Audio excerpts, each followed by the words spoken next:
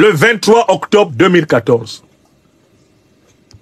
Parce que je souhaitais me mettre entièrement à la disposition de mon frère et ami, mon ancien leader syndical du campus d'Abidjan, Guillaume Kibafori Soro, qui était devenu président de l'Assemblée nationale en mars 2012, après sa démission de la primature.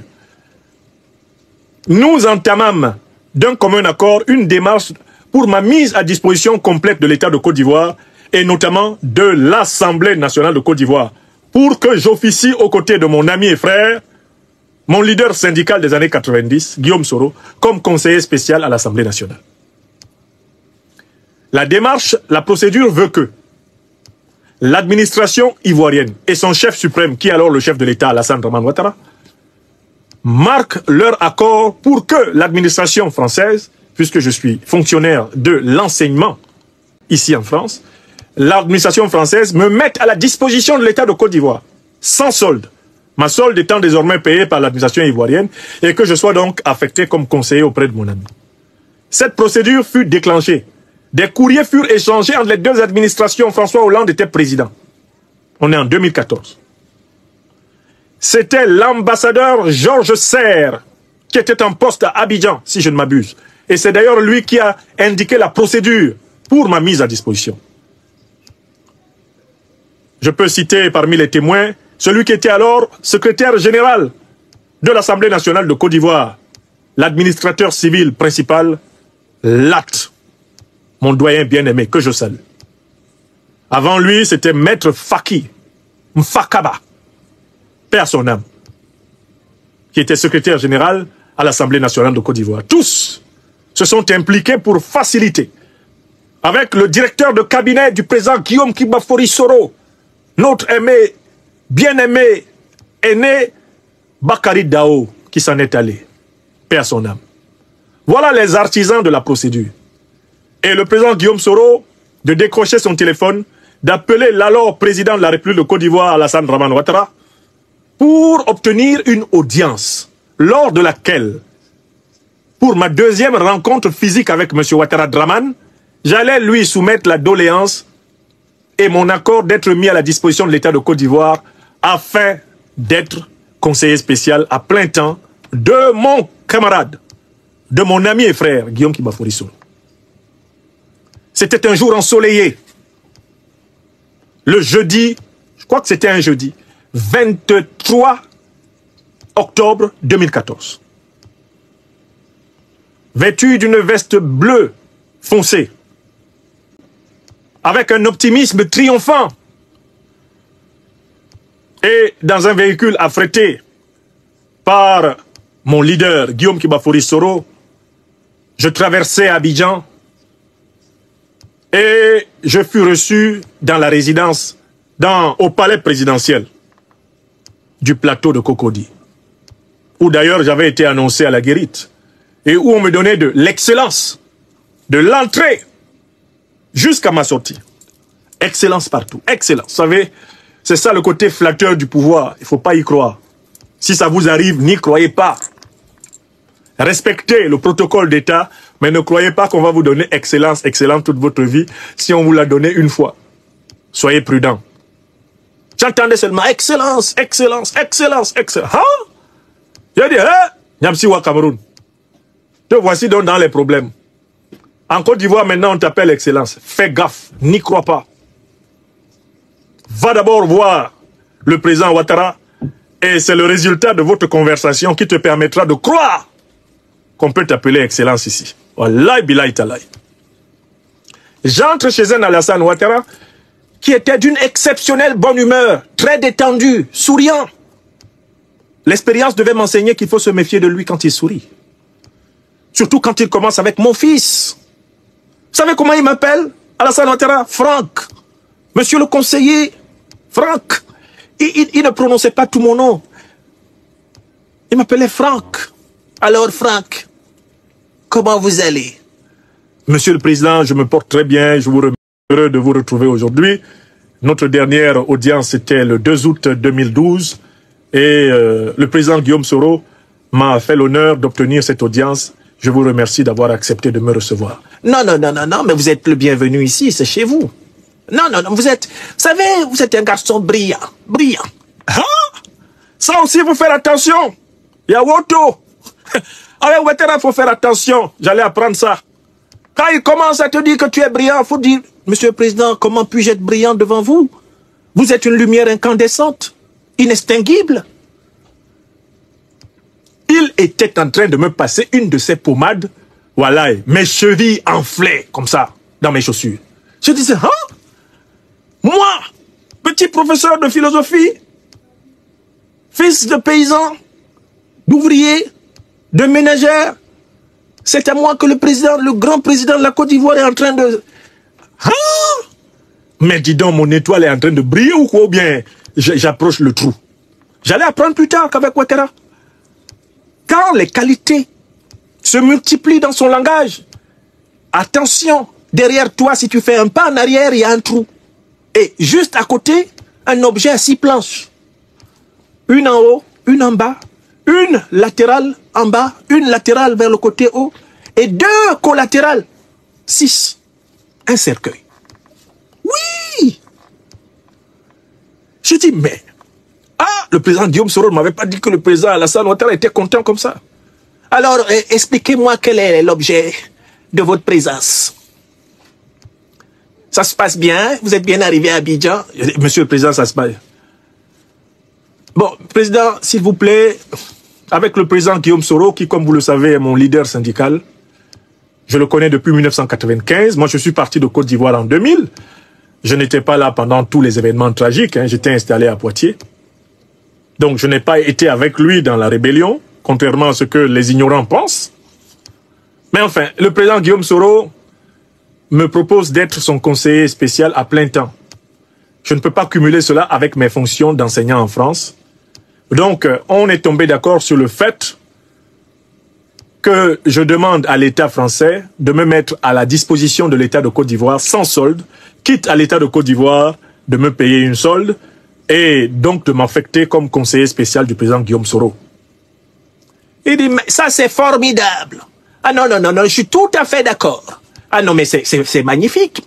Non, mais Franck, il faudrait que vous apportiez votre contribution ici. Vous êtes un garçon brillant. D'ailleurs, alors, je vais couper court. Hein.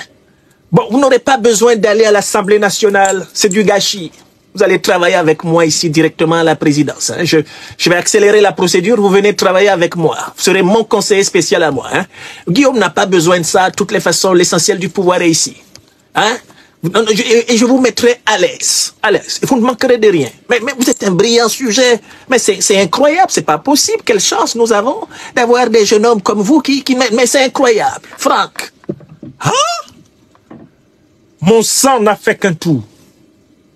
J'ai vu le futur venir vers moi sous forme d'un flash.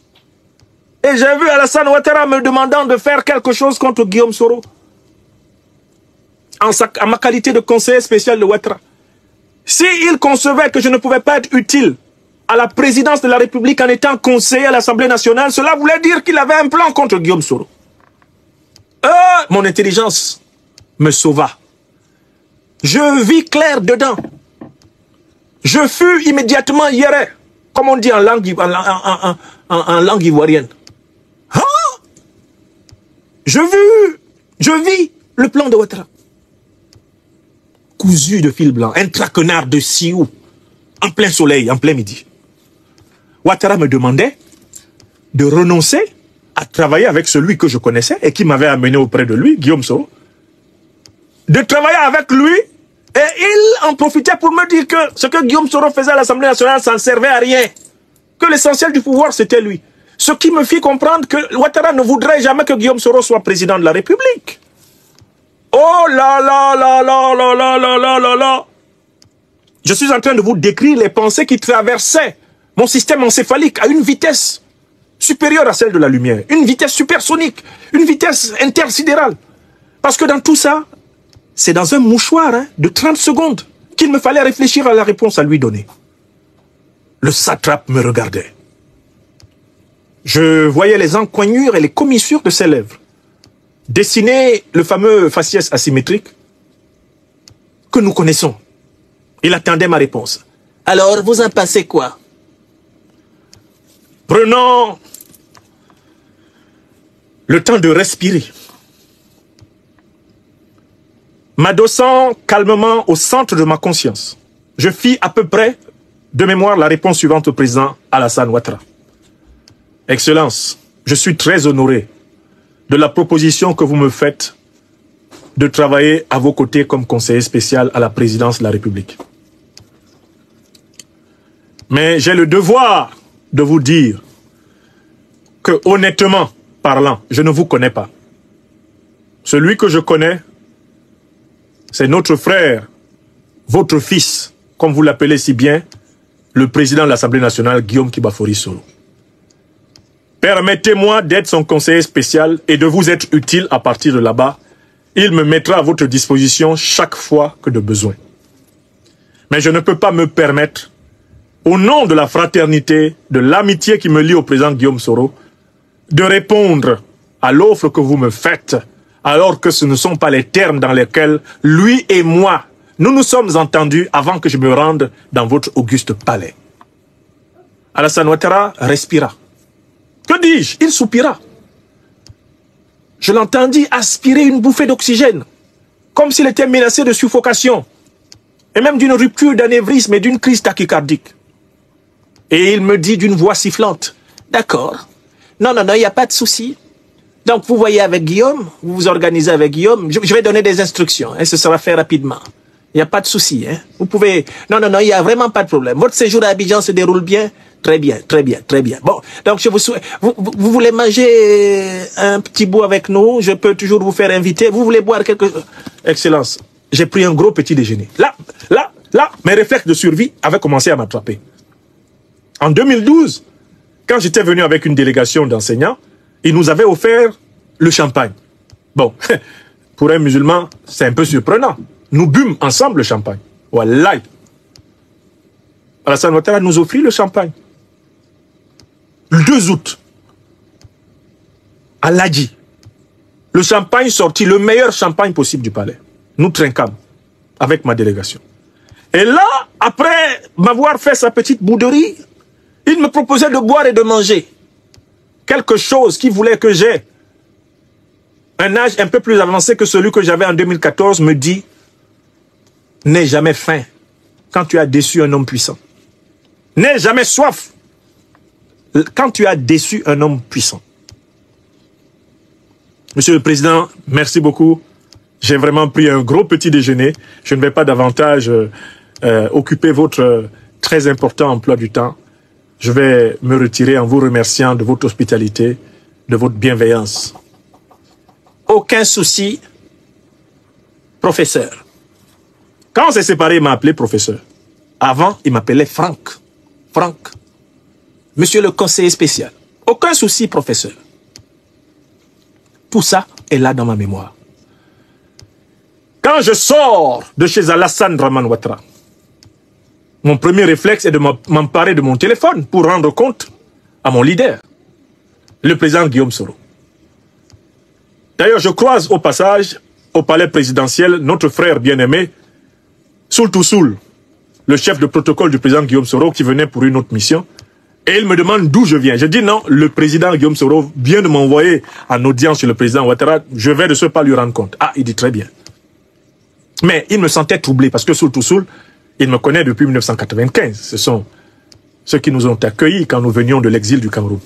Il sentait que le rougeau était agité. Il était particulièrement troublé ce jour-là. Aïe! Je suis monté catastrophiquement et rapidement dans le véhicule. Je lance un appel. Le président Guillaume Soro décroche et me dit « Alors, comment ça s'est passé ?» Je dis « Président, s'il te plaît, je ne peux pas dire ça au téléphone. Si tu es à la maison ou au bureau, permets-moi de passer. Dis-moi l'heure qui te convient. » Et il dit « Non, mais viens tout de suite. Viens chez moi à Marcory. » Je dis au chauffeur « Direction Marcory chez le président Guillaume Soro. » Quand j'arrive, le président me regarde, il sentait que... Guillaume Soro me regarde, comme il me connaît très bien, il sentait que... il y a quelque chose. Bon, professeur, ça va? Oui, président, la santé est bonne. Sinon, c'est comment? Tu as parlé avec le patron, il dit quoi? Je lui dis, président, on a un gros problème. Il dit, comment ça? On a quel problème? Tu devais aller là-bas pour qu'il donne son accord, pour que la procédure de ta mise à disposition soit finalisée. Qu'est-ce qui s'est passé? Il dit, président, le président Alassane Ouattara me demande de renoncer à être ton conseiller spécial pour être le sien. Et il conditionne sa signature à l'abandon de mon poste de conseiller spécial à ses côtés et au fait que je le rejoigne à la présidence. Et il a ajouté que l'essentiel du pouvoir est dans ses mains là-bas et qu'à l'Assemblée ici, il n'y a rien. Guillaume Soro me dit, c'est ce qu'il t'a dit? Oui. Président, je te dis que c'est ce qu'il m'a dit. Et il dit, mais qu'est-ce que tu as répondu? Je lui dis, mais président, je lui ai dit que moi, je ne le connais pas, c'est toi que je connais, et que vraiment, je suis honoré qu'il veuille me surclasser, conseiller à la présidence, mais moi, je préfère conseiller près de celui que je connais, et que c'est toi qui m'as amené près de lui, sinon ce monsieur-là, moi, je ne le connais pas. Guillaume Soro s'assoit sur son canapé et dit, Franklin, c'est mort. Tu ne seras jamais mis à la disposition de l'État de Côte d'Ivoire. Je connais le président Ouattara. Tu as osé lui dire non. Je pense qu'il ne va jamais même plus te serrer la main. Et moi, je lui ai dit, président, je préfère qu'il ne me serre jamais plus la main que de te trahir. Que de trahir la parole que je t'ai donnée. Je ne le connais pas. C'est toi qui m'as amené près de ce monsieur, en me disant qu'il voulait moderniser la Côte d'Ivoire, qu'il était animé d'intentions technocratiques. Toi et moi, on a cru en lui, mais je te dis, ce monsieur-là, la réponse qu'il m'a donnée me laisse penser qu'il va te trahir. Tout ce que vous vous êtes dit, président, ce monsieur-là, que j'ai vu là-bas au palais, wallahi billahi talahi, il va te trahir. Le président Guillaume Soro, qui est un homme très modéré, très pondéré, très maître de ses nerfs, il me dit non, non, non, on n'aborde pas cet aspect-là, tu ne maîtrises pas ma relation avec le président Ouattara, nous avons notre relation à nous, les choses que nous nous sommes dites, elles restent entre nous, toi, gère ta relation avec moi. Moi, je te dis en tout cas que, comme tu as osé dire non au président Ouattara, c'est cuit. Mais le président Guillaume Soro, je pense que le fait que j'ai dit non au président Ouattara, en cette année 2014, ça a renforcé encore plus notre amitié. Parce que bon, on ne m'a pas mis à la disposition de l'État de Côte d'Ivoire, il m'a dit, bon, tu seras mon conseiller spécial à titre bénévole. Je lui dis, président, je serai ton conseiller spécial, que tu sois président de l'Assemblée nationale ou pas. Nous sommes des compagnons, nous ne nous lâcherons jamais. Voilà pourquoi quand il s'est mis à traverser sa traversée du désert, moi je suis toujours là. Nous on est comme les Soul to Soul, on n'est pas les amis des jours pairs. Et les jours impairs on se casse. Non, jamais. Jamais. On est comme Guillaume Soro, on est comme le leader de GPS. On est des êtres humains, on peut se tromper, on peut commettre des erreurs, mais on ne s'amuse pas avec notre parole donnée, les uns aux autres. Et c'est peut-être pour ça qu'on a dépassé 50 ans. Parce que je crois que si j'avais rejoint Ouattara, avec la fiole qui se promène dans le milieu de la présidence, là, voilà, il y a longtemps que je serais froid et même désossé dans la tombe. Trop de jalousie autour des dirigeants qui encouragent la médiocrité autour d'eux. Trop. Donc, Alassane Dramane Ouattara avait tenté de me suborner. Et je crois qu'à partir de là, il a fait une fiche sur moi parce que quelque temps plus tard, il y avait une cérémonie officielle à l'hôtel Ivoire. Il passait pour rejoindre le plateau, rejoindre la tribune. Et il saluait les personnalités. J'étais aligné parmi les personnalités. Il a sauté 5 personnes autour de moi pour ne pas me saluer. Il a continué à saluer 5 personnes plus loin. J'ai dit à Guillaume Soro, à partir de maintenant, je réduis mes séjours en Côte d'Ivoire. Le vieux là, il est fâché contre moi. Je réduis mes séjours en Côte d'Ivoire. Moi, je fais partie des premiers exilés.